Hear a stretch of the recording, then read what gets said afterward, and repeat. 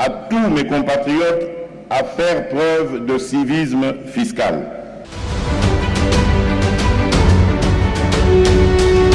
Je m'assurerai à mon tour que les revenus fiscaux servent effectivement à répondre aux besoins de notre peuple. Mais comment quitter le secteur informel pour être dans le secteur formel? Impôt taxe, du moment que tu as généré mon activité au sala. Donc ce qui est sala yangote, yangote to bengi un civisme fiscal. C'est possible de reconstruire ce pays. Les contribuables s'interrogent. Les contribuables s'interrogent.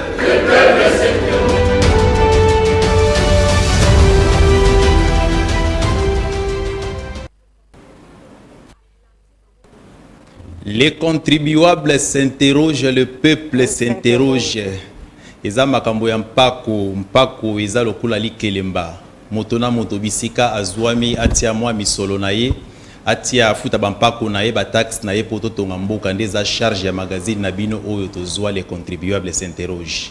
Magazine oyo eza magazine moko eza ko obéir esprit pe lettre ya article 65 ya constitution na biso to bandaka wana.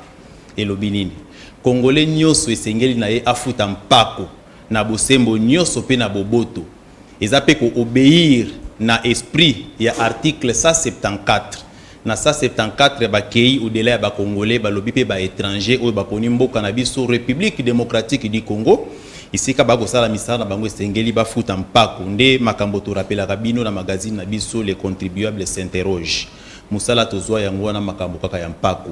To rappelaka bino yango biso politique te football pete ndembo te biso makamboka ya mpako bafutaka mpako yango ndenge nini mpako yango bafuta to kofuta yango basalaka na yango nini ba échéance ya mpako ndenge bomoni teme na biso ya mokolo ya lelo yango wana ezalika mango biso tobetaka awa biso mokumba tozwa yango wana makamboka ya mpako kolimbola bino kokende na source kozwa ba information pona komemela bino pona kolongola ignorance. Ignorance eza eloko mabe ndenge tobetaki lisolo ya contribuable héritier oyo a séquestraki ba agent ya ministère ya économie tout simplement parce que basengi afuta ala kisa structure de prix na ye basengi ye mukanda wana ye ayokana no yango te alobi ezali tracasserie a séquestrer ba agent ya ministère ya économie et comment ki la police aye kobuka ezali pona ignorance eza eloko mabe fo kolongola yango esengeli na yo mwana mboka oyo salaka mimbongo mwana mboko kendeke Dubai oza na catégorie ya micro-entreprise oza na lopango na yo locataire magazine na bino ya sensibilisation au civisme fiscal yangoyo awa tobeta aka masolo mpako koluka ba information pona kolongola ignorance ndenge tolobi awa thème na biso tobandaki yango depuis année passée to continuer na kasi lelo tozwi mois détail ndenge bomoni etandoike tokomi wana ezali masolo etali grande échéance ya impôt foncier. Bao balandaki biso mbaleleki tobetaki lisolo wana to survolaki yango moke kasi tolobaki biso tosukaka na nzela te magazine na biso les contribuables s'interrogent tokendeke na source pona kozela bino ba information o eza clair net o eza vérifiable o bokosalela yango sur terrain. Lelo na koloba mingi te nazali ngai mokote bobengaki ba appel na kisenso na matete partout botuna ki ba question makango etali impôt foncier tulukeli bino molobeli ya direction générale des recettes de Kinshasa to profiter pour na ko remercier le professeur Kuluta oyo yemoko abengi biso magazine les contribuables s'interroger bina tindeli bino molobeli na biso bobeta ka masolo ya mpako bo panza makambo impôt foncier ngo pona mwana mboka ayeba quand est-ce qu'il y a kofuta impôt foncier to ko beta pe masolo pe etali impôt sur le revenu locatif pour etambola kesika moko kasi toko vendre beaucoup plus impôt foncier ndenge na lobaki yango nazali ngai moko te na ko kende ko présenter bino invité na biso ya mokolo lelo o azali pe mpaya te na plateau na biso ya les contribuables s'interroge to sito beta masolo na ye awa masolo etali vignette to kozongela yango bakoro bayoka ye to beta na awa makambo ya mpako kasi lelo azongi pona koya kotala ba contribuable congolais to ke kopesa mwana mboka na lambo mbote mwana mboka mbote na yo Mbote Ndeko Junior Iboa. Merci beaucoup Maman Nana na co-présenté yo na niveau de la direction générale des recettes de Kinshasa na évité aux alliés responsables il y a cellule il y a communication. C'est vrai, je crois que c'est comme ça. Oui, effectivement. OK, en tant que responsable de la communication, tokokota nano na fond il y a dossier té avant aussi ma forme. Forme toke kotala ni toke kotala activité munene o ezali sur terrain o bino DGRK boza impliqué. Campagne de sensibilisation au civisme fiscal et à la gestion responsable des deniers publics. Ba partie prenante ba régie financière ou ezali na niveau national, bino boza na niveau provincial kasi boza na kati ya campagne wana lancement oyo salemaki na palais du peuple bozalaki wana kasi to komi na phase ya sensibilisation de porte à porte, c'est-à-dire ba volontaire ba kiti sur terrain. Moi na mboka Félicien Kuluta zalaki pe wana le 21 ensemble na conseiller spécial au balansaki opération wana ba impression na yo ba encouragement na yo na niveau ya DGRK bozo prévoir pour accompagner opération ndenge nini pour étaler sensibilisation de porte à porte. Tout d'abord DGRK par les billets à Mukambinae, professeur Kuluta Tula. Et là, on s'est saisir dans l'occasion Oyo. Il y a déploiement volontaire. Pour le compte, il y a campagne, il y a sensibilisation au civisme fiscal, la gestion responsable, il y a des deniers publics. Misolo ya bana mboka ko gérer yango na bosembo pe na limemia. Tata Kuluta Tula Félicien mokonzi ya DGRK azo encourager ba volontaire o ba se présenter qui na likambo o ba s'imprégner na likambo oyo o ba porter likambo oyo à cœur pour na accompagner pas seulement la DGRK en tant que régie provinciale mais aussi bakuluto mususu ya makambo etali pako. Pe Tata Kuluta Tula zo encourager ba volontaire pour na ko sensibiliser de porte à porte. De porte à porte. Kolimbo la makambo mpako. Kolimbo la makambo pako na makambo etali na milulu na biso ya mineno toza nango mikolo yo. Grande échéance. Il y a impôt foncier, topé grande échéance. Il y a impôt sur le revenu locatif, où il y a exercice 2022, mais pour un revenu, il y a 2021. Donc, il y a initiative Moko ya Malamu, et ils ont mis, tous les Kabasango, ils ont comme la biso, ils ont comme la Mokambia déjà, Aza au courant, le connu sur la volonté, n'engé baza déployé. Ben fort oyo ba volontaire bazo fournir à travers les rues il y a Kinshasa pour nous sensibiliser parce que pour sensibiliser sur les impôts ce n'est pas facile. C'est ça. Ça nous devons le reconnaître parce que même na biso moko bateau toza ba agent il y a déjà cas il y a 2 fois il pose un problème. Je me rappelle quand nous avions été recrutés pour le 1000 emplois pour constituer les fichiers de la régie. Tout ça la mission en 80 jours. Ce n'était pas chose facile. Boubanda terrain. Tobanda na terrain. Sensibilisation. Sensibilisation. Ndenge ba volontaire ba bandi lelo. Volontaire bazo sala lelo. Porte à porte. Porte à porte. Lelo za responsable de la communication. Lelo za responsable de la communication. Sous les intempéries, sous les difficultés et souvent bato fisc bataka bienvenue na mapango na biso. Il y a une fois, j'ai été même séquestré. Il y a des amis qui ont été séquestrés. Heureusement, Nangonga Oyo, avec ma qualifiée vision à papa Mokonzi Mboka, Félix Antoine Tshisekedi, sur l'état de droit, moi, ma kambakosa la kili qui peut un bilinga bato batako se ressaisir. Pour ceux qui ont meki ko simba muto azo tambola na kombo ya l'état. Pour na kosala bola muna l'état. Kotonga mboka. L'état kokoya na akokoya dalo. Donc papa Kuluta Tula a encouragé Bango. Vraiment, ce n'est pas une messe à faire comme je venais de le dire tout à l'heure. Et ça Moussala à Makasi. Bazo continuer puis bazo accompagner déjà ka na Moussala auto sala ka mikolo na mikolo. Ba ko apporter biso, ko prêter biso main forte. Papa Kuluta Tula pesi Bango matondo mingi. Merci beaucoup Papa Kuluta pesi ba volontaire matondo mingi sur terrain. kasi eloko esepelisi ngai mama nana osali nga surprise otikala kobetela nga lisolo te yo leka na nzela wana. Oh là là, porte à porte, sensibilisation. Okutana na lingala ya kinua yo ndo kobongisa mboka oleka na nzela wana. Toleka na nzela. Ti lelo pokomi responsable ya communication ya DGRK. Quel témoignage tokobeta yango prochainement. Kasi mama nana biso awa tolingaka kotika makambo na nzela te. Ndenge thème na biso oyo tolobi yango lelo ezali grande échéance ya impôt foncier. Kasi ya fato kota na grande échéance na impôt foncier eza lokwa chambre kasi porte ya monene ezali foto yebana no DGRK agiraka bampako ya batipe nini to beta yango kasi pona ndeko na biso pour la première fois on sala moi résumé comme ça to koti na impôt foncier. Pona kozongela makambo o etali DGRK na o etali pako DGRK na pa bapako misato. Recette fiscale autobengaka na lopoto. Toza na impôt foncier autozolobela lelo pako etali mabele. Toza na impôt sur le revenu locatif o wapi soki ba démembré yango bimisaka retenu sur loyer. Toza pe na impôt sur le véhicule. O tokaka mingi vignette vient pona ko tungisa maele ya baimboka te.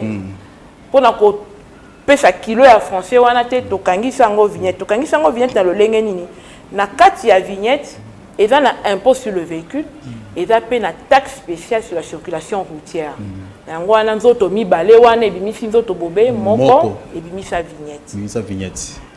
En tout cas tokozongela yango po lisolo ya vignette tobeta yango awa kasi to simba nanu impôt foncier tokosimba pe moke impôt sur le revenu locatif kasi impôt foncier na beaucoup sependa to simba nini nani esengeli afuta impôt foncier tozala vraiment clair parce que émission oyo na lingi na préciser eza na ba objectif mibale ya liboso ko sensibiliser population congolaise bango nyonso bisika bazali ba kinois en particulier mais ya mibale eza pe ko outiller encore davantage ba volontaires ozali ko encourager pour na bango na tour na bango ba kabola pe lisolo ya mpako to simba nini na o etali impôt foncier redevable beta masolo fungola na mambo impôt foncier to kota déjà impôt foncier le lenge na utaki koloba eza pako etali mabele pako etali mabele redevable légal ezali moto nyonso azali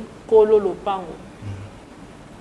lopango kolo ndako azo détenir titre ya propriété de tolobaka na français ba élément imposable de tolobaka na pako eza villa eza immeuble eza appartement eza terrain na yango nde tobimisaka motango etali o moto akoki kofuta mpona impôt foncier donc redevable légal azali propriétaire oza na ndako na yo oza na terrain na yo oza na ferme na yo oza na immeuble na yo oza na appartement na yo appartement parce que na kati ya quand nous parlons des appartements tokokota manana tokende malembe parce que na lobaki eza émission pédagogique to simbi to lobi awa to landi yango lobi impôt foncier ezali ndenge to lobaka papa lopango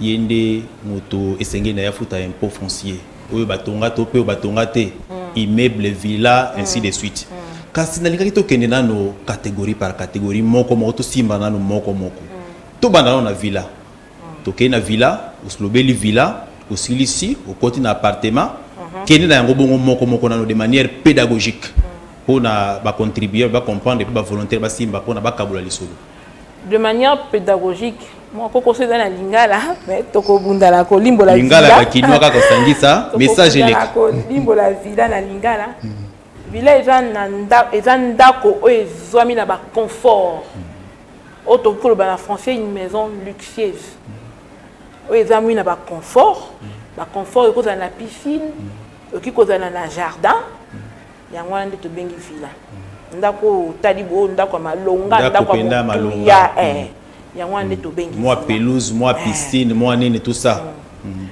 immeuble ezali ba terrain construit ou non construit en étage soit sans étage wango nde tobengaka immeuble. Appartement ezali partie ya ndako. Mais ils ont incorporé ba pièces nyonso. Ils ont la salle de séjour, ils ont la salle à manger, ils ont la salle de bain, ils ont la chambre à coucher, occupé ko zana mo balcon. Yango nde tobengi appartement. Na ba catégorie nyonso wana esengeli moto azali na ba bien wana afuta impôt foncier. Afuta impôt foncier. Kasi tokozongela yango de temps en temps échéance na yango ba kofuta yango quand. Échéance nango date, surtout quand on parle de l'échéance, ça veut dire date oyo sika wapi et suki pona kofuta. Donc c'est une date butoir. Échéance nango ezwami le 1er février. Le 1er février des ali mokolo ya suka. Kasi okoyi kofuta pe avant le 1er février. Déjà na janvier au janvier osakite na kimia nyoso. Na kimia to boy to akokoko. To la ba relance non osakite ti mais kasi date ya suka des ali le 1er février. Kasi tina pona katoma bate papa Junior Riboa. Tina mosalo CFM azosa elongo na ba régie. Na ba régie. Na ba régie ezali yangoti. Moto na ndenge na mokolo lenge baka po moto moko tengaka bakata e mai to bakate lotiliki soki avandi ba lekana ki batika ki mokanda ya kofuta mosala fefe mazo sala na ba régie ya sensibilisation eza ekoma culture eza la inculquer côté vanda kati na biso moto soki avandi azala te l'état mpona ni ntango nyonso kopesaka kokoso na bato ya misala ya pako mongongo mpe ntango mosu kobela na lance bwa papa Junior Riboa futa pako mboka esengeli na banzembo toyemba ta koyemba peut-être population congolaise ndenge alandaka banzembo alinga miziki mingi. Là, tu as na régie abongisela biso déjà spot ya DGRK pendant que Zakoloba ndé tu ko na suka. Donc lobby esengeli na mona mboka nyonso ba kinois en particulier pour na bino na cadre ya DGRK. Ba kinois pe o nyonso aponi Kisasa et siko wapi asengeli avanda. Pour na kineza la belle pour na lutter contre la érosion, kopesa mbula matali makoki afuta impôt foncier na ye kasi date victoire lobby ezali na mois ya février le 1er février. C'est l'échéance. Date butoir selon la loi. Selon la loi. Merci beaucoup. To sengi na régie ba pesa biso na no spot ya DGRK. To landa yango comme ça de kozonga pona to continuer makambo na biso to obeta masole tali échéance ya impôt foncier.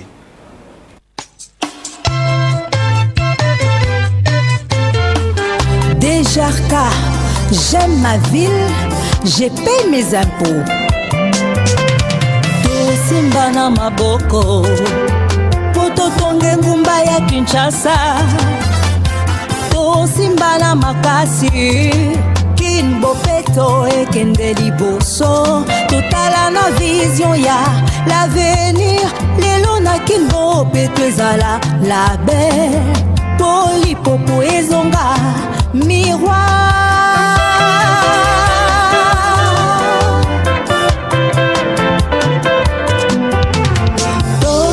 Na maboko poto tonga Kinshasa na biso to simba na makasi kinbopeto ekende liboso totala na vision ya l'avenir lelo na kinbopeto ezala la belle polipopo ezonga miroir.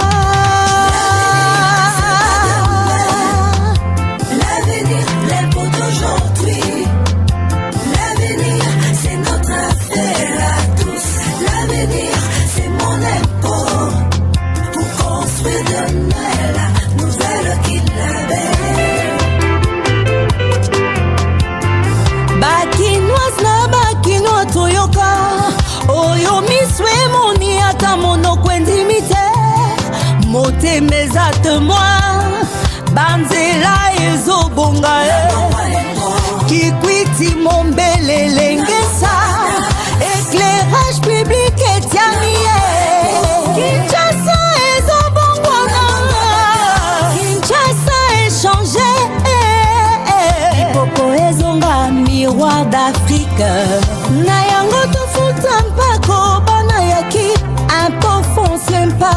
mabele vigneto yango pa kwa mituka poto sunga vision ya président Fachi gouverneur Gentini ngobila emboîte le pas na misala ya kozongisa kin miroir lobi eza lelo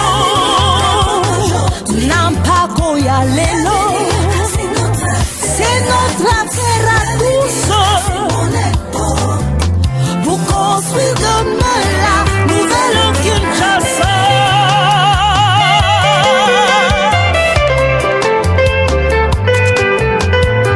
La modernité s'est révolutionnée et nul ne peut l'arrêter. Les œuvres confirment la parole, les promesses deviennent réalité. Alors je lance un appel à la population quinoise au civisme fiscal. Payons nos taxes de consommation, d'assainissement, participons à la modernisation de la nouvelle Kinlabé, car l'avenir,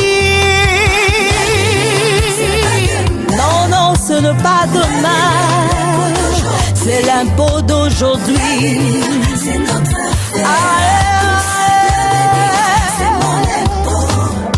pour construire demain la nouvelle Kinlabé, l'hippopotame miroir, Kinlabé, nouvelle ville, la belle,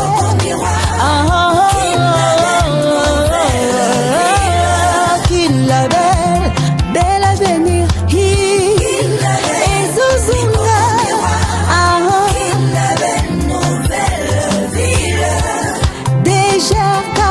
Bendele mata potutunga, sensibilisons, recouvrons et construisons. Naba impona yo, impona ngande totongi, tobungisi, tutsumili, Kinlabé. Na taxe pere devance na yo contribuable, de Kinshasa et Keliboso. Kinlabé, l'hippopotame miroir.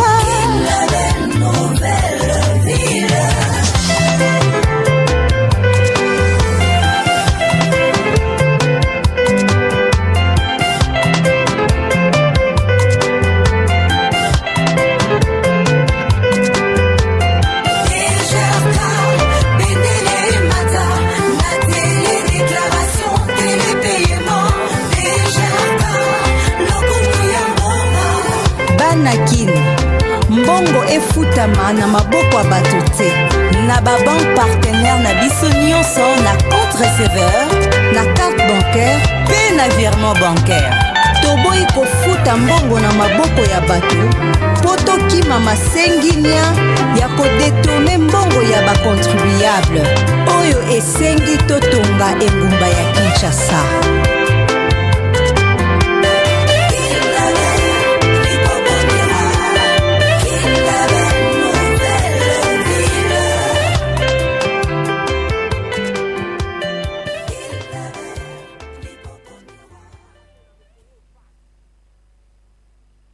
J'appelle à tous mes compatriotes à faire preuve de civisme fiscal. Et je m'assurerai à mon tour que les revenus fiscaux servent effectivement à répondre aux besoins de notre peuple. Ndé masolo to kobeta na plateau na biso na cadre ya campagne ya sensibilisation au civisme fiscal et à la gestion responsable des deniers publics. Tuyambi pona bino ndenge to lakaki bino la fois passée maman nana avec yé toza ko développer masolo etali impôt foncier maman nana azali responsable ya cellule ya communication ya DGRK. Maman nana tolandi sport kitoko où ils ont sensibiliser la population. Beaucoup meti na niveau anaka po bolimbo le labana mboka makambo mpako. C'est que za mutu pasti makambo mpako surtout mpako mabele. Kinoa penda apparemment ko futa mpako ngo pete pour série moto yoka ki bumba maki premier. Makala. Na makala. Nicolezo ya je crois que vous prévoir pas statistique à modèle wana kubimisa ba statistique to ba commune ni bazar civique ou ba futa mpako malamu. Est-ce que ça prévu? Il a prévu. Très bien. Kasi loko les a prévu tozongeli matière na biso technique ou eza makambo etali impôt foncier na mobeko wana eza na rubrique moko ko pesa bana mboka mwa mobulu kasi nalingi o s'adresser beaucoup plus na ba volontaire au baza sur terrain pour na bango baza censé à partager le même message d'être le baka yango ko kabula lisolo ya mpako impôt foncier autre po otangi ya ba immeuble otangi villa otangi appartement kasi eza pe na rubrique mosusu balobi kaka autre elakisi nini rubrique autre élément imposable eza bangar par exemple voilà c'est toute une panoplie ya élément eza molai mais pesa ka quelques exemples tout un exemple ya bangar au quotidien lopango okuti hangar tout un exemple donc moto ya hangar pe essayer de yafuta mpako eza na kati ya lopango na kati ya lopango na kati ya lopango moko otongi hangar no mwa pembeni c'est élément imposable toilette avec vestiaire isolé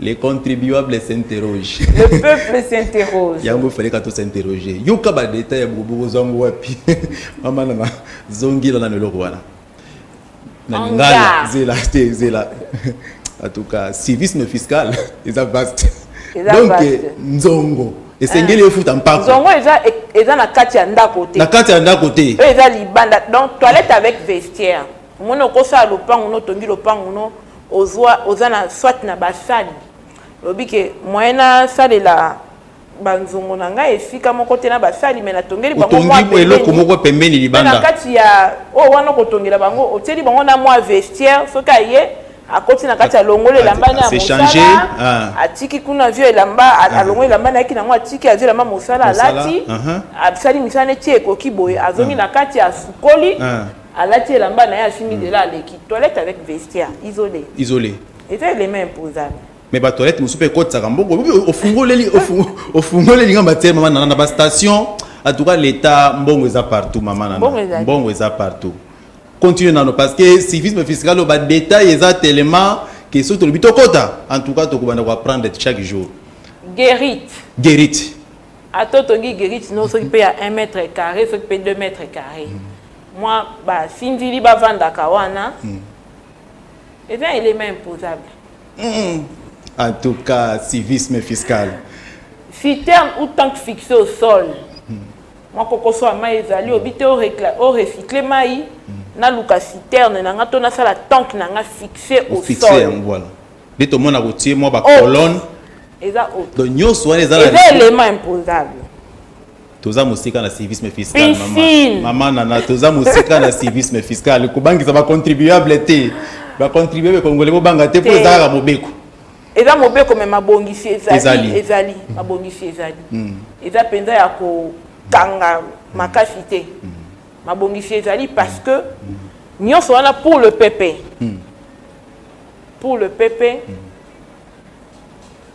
et nyonso wana eza forfaitaire bah il kokuta yo oza na tank wana fixé au sol pour les PP c'est-à-dire les personnes physiques maman nana atolingaka principe et simplicité de la loi fiscale personnes physiques motolokola ngai très bien motolokola ndeko Junior Iboa les contribuables motolokola papa Kuluta Tula motolokola papa Jacques Kangudia motolokola donc un individu PP très bien motolokola maman Sylvie Malika motolokola donc motolokola ngana yo personne physique ba contribuer sur bazolanda biso bango baza na catégorie wana en tout cas makambo mpako mama nana okomona ke mosalo eza mosala moko très vaste okomona tâche oza nango ya communication wana na ebité est-ce que penda pema ya koloba ya kolimbolela bana na tango nyonso ngora iso est-ce ozali nango poto ozana bosenga na yo est-ce que ozana nango penda tokolemba te tala ba détail modèle oyo balo elekaki tok na saki na lobaki na boye tokolimbola tokolemba te tokokoba kolimbola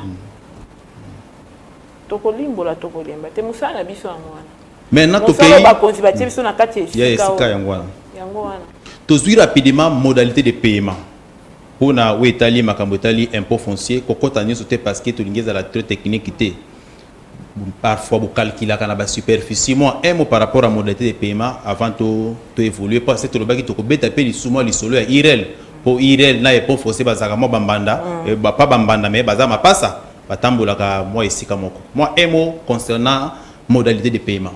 Mesurage ya superficie et ça la maka. Pona motoloko la ngana yote. PP, personne physique.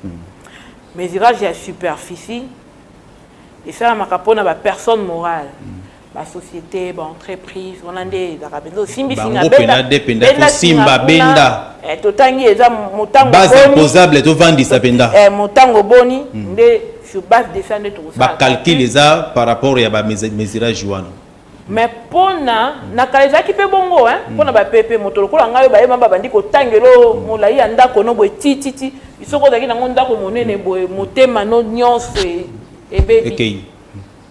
Mais et c'est pas ça qui va conduire en boca et c'est pas ça qui numéro 1 il y a vu la Kinshasa tokoba na tarification forfaitaire pour na ba PP parce que souci est anine souci est à ce que motonio so afengeli ko futa pako abata mate akima mibe côté kasi adhérer to élargir assiette ata les a moi pio mo konvia mboka sali ke za moi pio na koboya pona nini na pusa na po ngai pe na kotisa loboko na ngana libenga na ndenge ni na futa okobela nzela libulu érosion mwinda mais so ba de kifiki tunga pako yo zongi fima nzoka pako ya lokali kelema yo boko cotiser olinga ka olia et ça forfaitaire et ça classé par rapport à rang. Premier rang, deuxième rang, troisième rang et quatrième rang. D'ailleurs, nous avons salué la nouvelle réforme, initiative Yasika. Il y a une nouvelle réforme, il y a arrêté fixant le taux de l'impôt sur la superficie des propriétés foncières bâties et non bâties. Oui, d'ailleurs, qui signait la ministre provinciale de la Finance le 1er décembre 2021. L'État a dit qu'il y a réforme, il y a réforme, il y a bateau. Il y a innovation, il y a innovation, c'est que mon papa m'a conduit. Il y a qui ngumba qui ça a sepé là qui lisusu. Ko kitisa ko lembisa moi singa lisusu a lembisi pour le bien-être de tous. Pour l'adhésion à la massive. Nanzela, il y a des experts, il y a Dejarka, oh et Simba mina papa kuluta tout là, tant qu'expert, à côté de la bokonzinae, à koutani na réalité sur le terrain, à solo lina autorité numéro 1 à Viengumba Kisasa. Gouverneur Gentini. Objectif n'a pas été bison soto kota na likambo, to tia na molongo, to landana, to contribuer. Tout élargir l'assiette. Tout élargir, effectivement. Pour élargir l'assiette, pour instaurer culture fiscale, ndeba lembisi lisusu singa. To kangango mingi te to lembisa to kitisa lisusu. Imagine-toi, on va dans la 4e rang.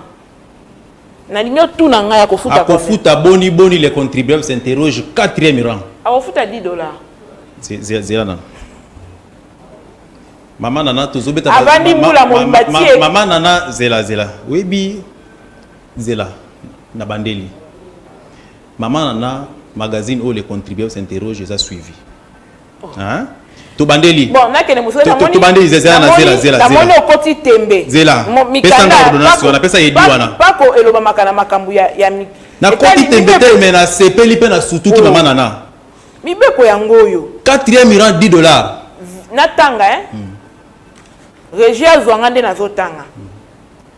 Annexe à l'arrêté du ministre provincial numéro 013, bar CAB, bar mine prov, bar Fineco, bar 2021 du 1er décembre 2021, fixant le taux de l'impôt sur la superficie des propriétés foncières bâties non bâties de la ville de Kinshasa.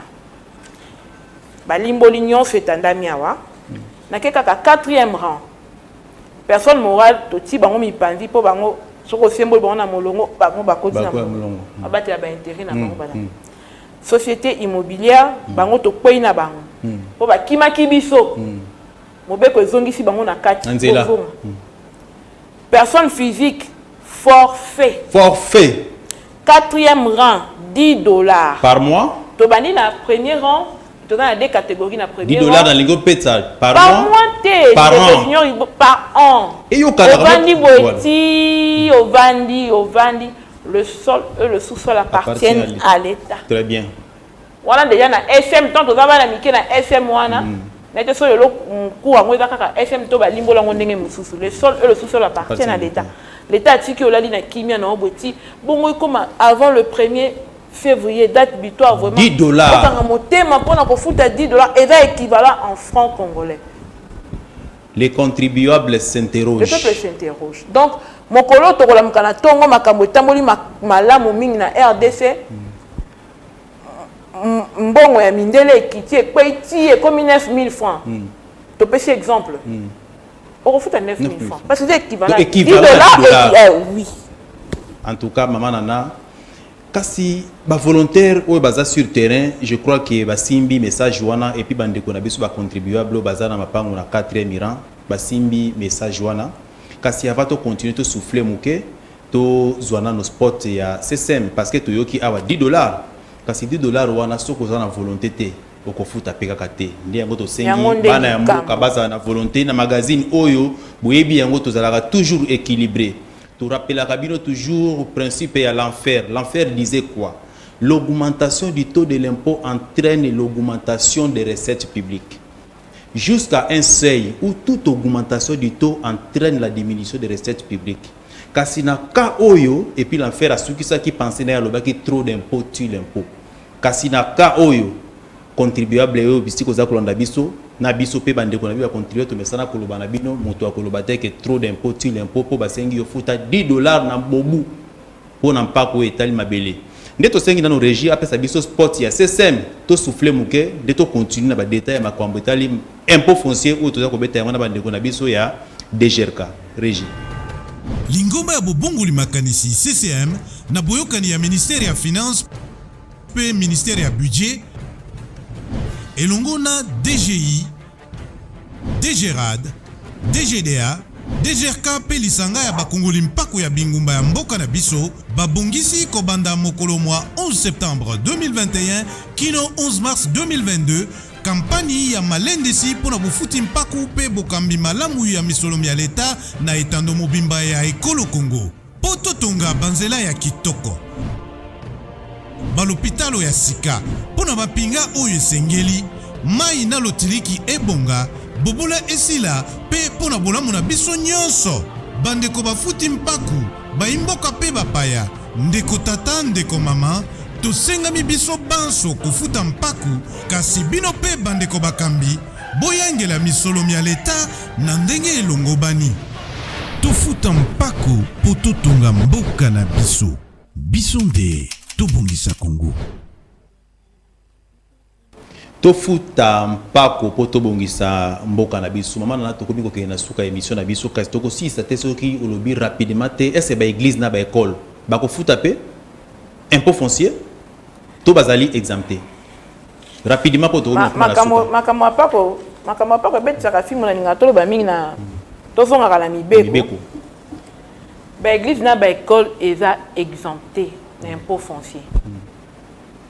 Impôt foncier, hein? Ça la propriétaire. Église a la propriétaire, école a la propriétaire, avec exempté l'impôt foncier. Selon la disposition, ils ont mis Namibeko, ils ont repris la code d'impôt. La code des impôts, l'article 2, l'alinéa premier 2. Très bien.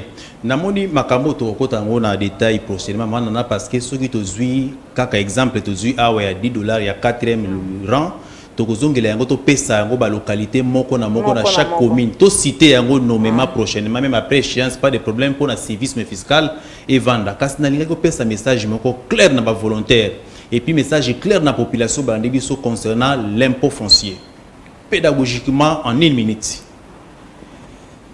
D'abord, la population chinoise, parce que tout ça pour na bango, tout ça pas ça na bango, tout ça binemi na bango te. Biso non so bas bana ki ça. Population chinoise, ngamoko je suis incluse.